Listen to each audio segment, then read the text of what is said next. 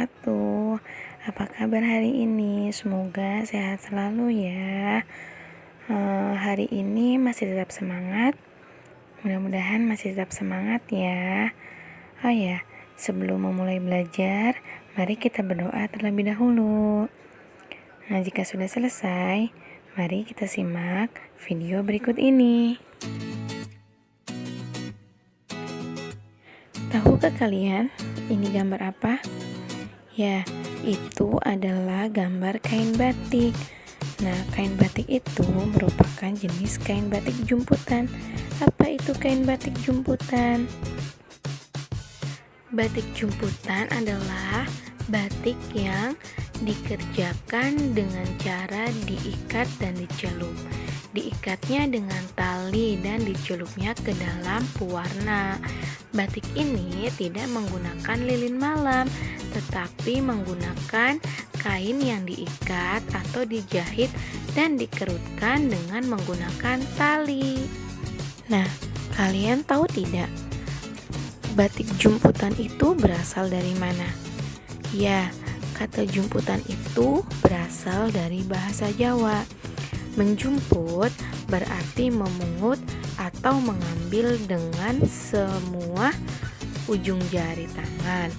Cara pembuatan kain batik jumputan ini sangat sederhana dan sangat mudah untuk kita lakukan karena tidak menggunakan lilin dan canting. Bahan-bahannya pun mudah didapatkan. Nah, ternyata batik jumputan ini berasal dari daerah Banjarmasin loh.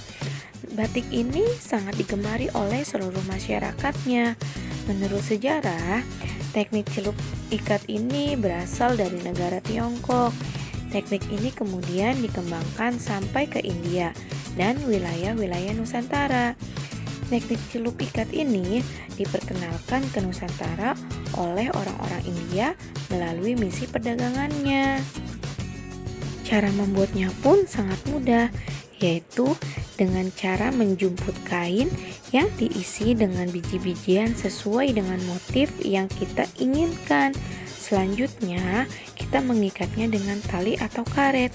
Dan yang terakhir, kita lakukan teknik penyelupan ke dalam warna. Nah, langkah-langkahnya akan kita lihat video berikut ini.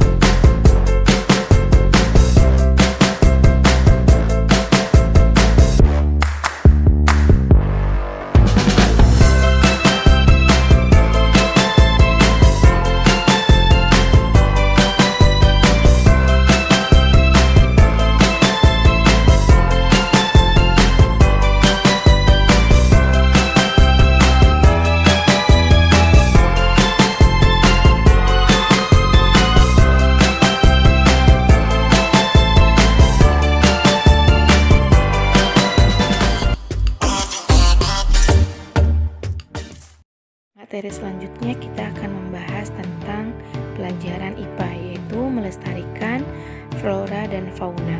Pelestarian ekosistem flora dan fauna adalah menjaga secara utuh flora dan fauna agar tidak punah.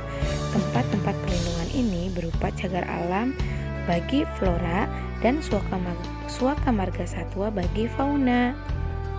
Adapun bangunan-bangunan yang dapat melindungi flora dan fauna. Yang pertama, ada cagar alam. Cagar alam itu adalah tempat untuk melindungi hewan dan tumbuhan yang memiliki kekhasan tertentu dalam suatu ekosistem. Kemudian, yang kedua yaitu ada suaka marga satwa.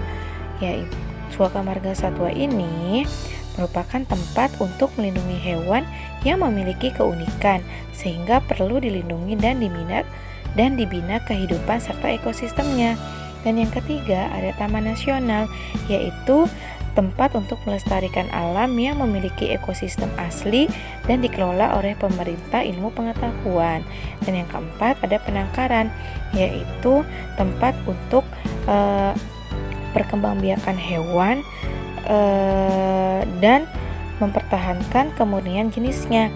Dan yang kelima ada konservasi alam, yaitu sebuah tempat yang digunakan untuk melindungi hewan yang hampir punah. Dan yang keenam ada kebun raya, yaitu lahan yang ditanami jenis tumbuhan untuk keperluan koleksi dan ilmu pengetahuan. Dan yang terakhir adalah hutan lindung, yaitu area yang ditetapkan oleh pemerintah atau masyarakat sebagai hutan yang berfungsi sebagai resapan air dan bermanfaat bagi masyarakat sekitarnya.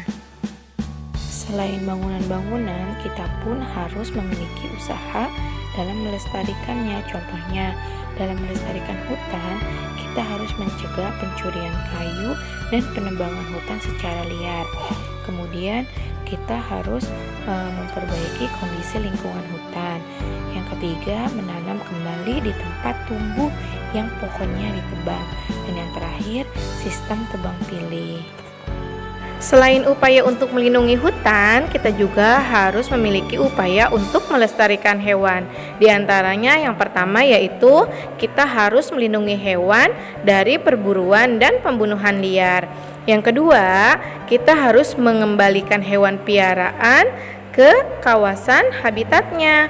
Dan yang ketiga, kita harus mengawasi pengeluaran hewan ke luar negeri. Kemudian kita juga harus memiliki upaya untuk melestarikan biota perairan.